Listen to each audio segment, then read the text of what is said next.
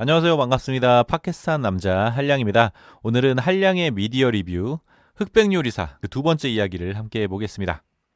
흑백요리사는 현재 대한민국에서 가장 화제가 된 프로그램인 만큼 명장면 또한 많습니다. 유튜브와 각종 커뮤니티에서는 흑백요리사와 관련한 영상과 밈들이 연일 업로드되고 있는데요. 아직도 관련 게시물의 조회수가 폭발적으로 늘어나고 있습니다. 그래서 저 한량도 나름대로 기준으로 그 흑백요리사 명장면을 한번 선정해 보았는데요. 오늘 미디어 리뷰의 주제는 그래서 흑백요리사 한량이 뽑은 명장면 탑3입니다. 우선 흑백요리사에는 수많은 명장면이 있습니다. 뽑으라면 매 회차 방송마다 명장면을 서너 개씩은 뽑을 수 있을 것 같은데요. 그 많은 명장면들 중에서 딱 3개만 뽑는 일이 그렇게 쉽지는 않았습니다. 그래서 제 나름대로 기준을 정했는데요. 일단 첫 번째 선정 기준은 아하 모먼트였습니다. 생각 없이 프로그램을 보다가 뭔가 아하 하는 순간의 장면을 명장면으로 꼽았고요. 두 번째 선정 기준은 개인적으로 깨달음을 얻었던 장면입니다. 그리고 마지막 선정 기준은 한 장면만으로 기존에 가지고 있던 이미지가 180도 바뀐 그런 순간을 꼽았습니다. 그럼 한량이 꼽은 흑백요리사 명장면 탑3 한번 살펴볼까요? 한량이 꼽은 흑백요리사 명장면 탑3 첫 번째 장면은 나폴리 마피아의 밤 티라미수입니다.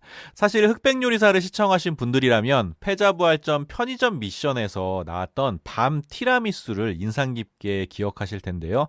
평소엔 심각한 표정이었던 두 심사위원들이 얼굴에 화색을 띠며 극찬을 날린 메뉴로 큰 화제가 되었습니다.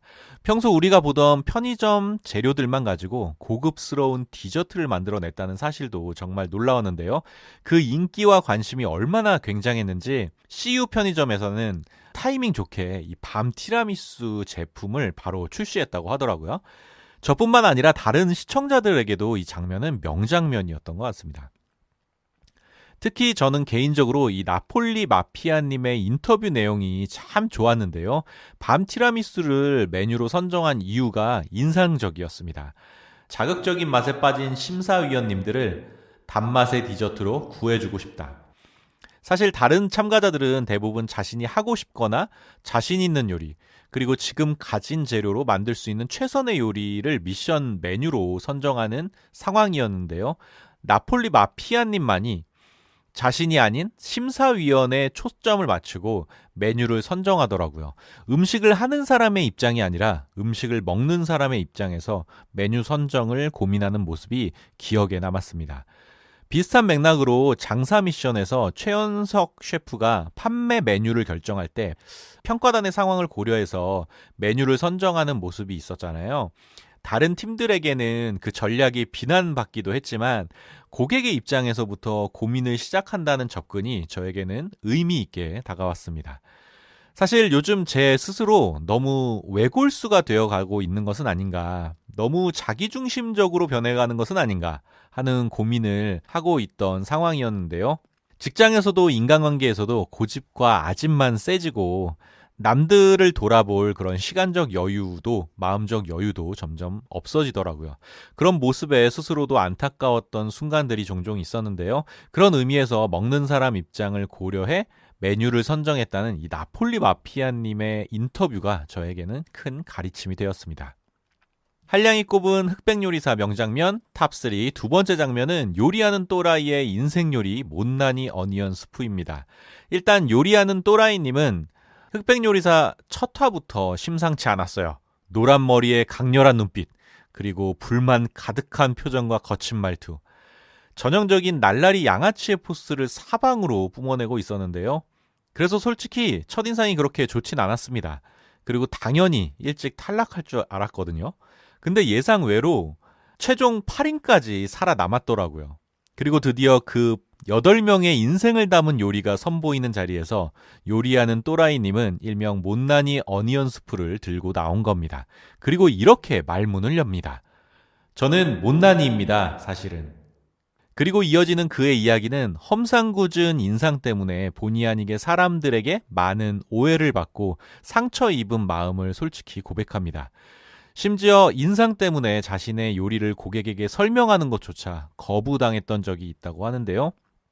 인생 요리 미션을 받았을 때 그는 이 요리에 자신의 본 모습을 담고 싶었다고 하더라고요. 그래서 못난이 양파를 재료로 쓴 이유도 영양가와 맛이 같은데 못생겼다는 이유로 외면받는 모습이 자신을 보는 것 같아서였다고 합니다. 그리고 마지막으로 이런 말을 남깁니다. 저에 대한 색안경을 낀 사람들에게 이 음식을 꼭 먹여주고 싶습니다.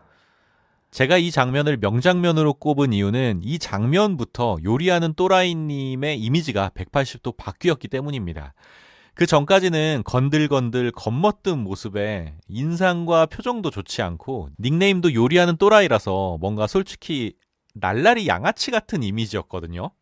근데 진심이 담긴 그의 이야기를 듣다 보니까 요리와 삶에 대한 진정성이 고스란히 시청자들에게 전해졌던 겁니다. 그래서인지 요즘은 많은 분들에게 귀요미 캐릭터로 사랑받고 있고 또 다양한 미디어에서 큰 인기를 자랑하고 있더라고요. 더불어 그의 식당 또한 큰 관심을 받으면서 앞으로 한 달 동안은 예약조차 할 수 없을 정도로 일명 대박이 난 상황입니다. 한량이 꼽은 흑백요리사 명장면 탑3 마지막 명장면은 대망의 결승전 마지막까지 살아남은 최종 2인 에드워드 리와 나폴리 마피아님의 맞대결 장면입니다. 여기서 에드워드 리 셰프가 자신의 마지막 요리를 소개하는 순간 그 순간 모두가 할 말을 잃을 정도로 그 장면에 확 몰입하게 되는 그런 순간이 있었는데요. 아마 흑백요리사를 끝까지 시청한 모든 분들이 이 장면을 최고의 명장면으로 꼽지 않을까 합니다. 그 장면은 에드워드 리 셰프님의 서툰 한국말로 시작합니다. 제 미국 이름은 에드워드지만 한국 이름은 균입니다. 이 요리는 이 균이 만들었어요.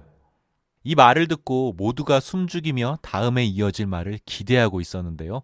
그 다음에 이어지는 이야기가 우리에게 큰 울림을 줍니다.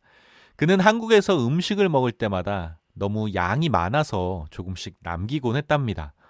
특히 떡볶이는 항상 떡이 2개, 3개 정도 남아서 처음엔 아깝다 생각했다는데요. 하지만 그는 이내 깨달았다고 합니다. 한국에 넘치는 음식에는 풍족함과 사랑, 그리고 다른 사람을 위한 배려가 담겨 있다는 것을 말이죠.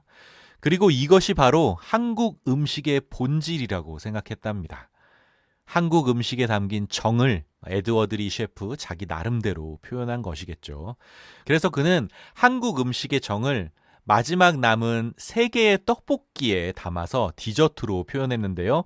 이런 그의 설명에 심사위원 안성재 셰프가 한마디 덧붙입니다. 저는 설명을 알아듣다 못해 좀 울컥했어요. 사실 제 마음에 울림이 있었습니다. 이 장면이 감동스러웠던 이유는 이 순간만큼은 눈앞의 음식이 단순히 음식이 아니라 작가의 의도가 고스란히 담긴 예술작품처럼 느껴졌기 때문입니다. 우리는 예술작품을 보면 나름의 감동을 받습니다. 그 작품에 담긴 작가의 의도를 이해하고 공감하면서 마음의 울림을 느끼게 되는데요. 이균 셰프의 모습은 짧은 장면이었지만 요리에 대한 그의 철학과 진정성, 그리고 한국 요리에 대한 이해와 고민, 애정이 한순간에 폭발한 명장면이었습니다. 이런 명장면을 만들어낸 배경에는 이 이균 셰프님의 스토리텔링 능력도 무시하지 못할 것 같은데요. 개인적으로 평가하자면 요리 자체는 10%, 그리고 스토리텔링이 90%의 기여도를 가져가야 한다고 생각합니다. 그만큼 스토리텔링의 몰입감과 감동이 굉장했던 장면입니다. 자, 오늘은 한량이 꼽은 흑백요리사 명장면 탑3를 알아봤는데요. 애청자 여러분들은 어떠신가요? 공감 가는 장면이 있으셨나요? 여러분이 뽑은 명장면도 댓글로 함께 공유해 주시면 좋겠습니다. 오늘 준비한 내용은 여기까지고요. 그럼 다음에 뵙도록 하겠습니다. 들어주셔서 감사합니다. 안녕. 뿅!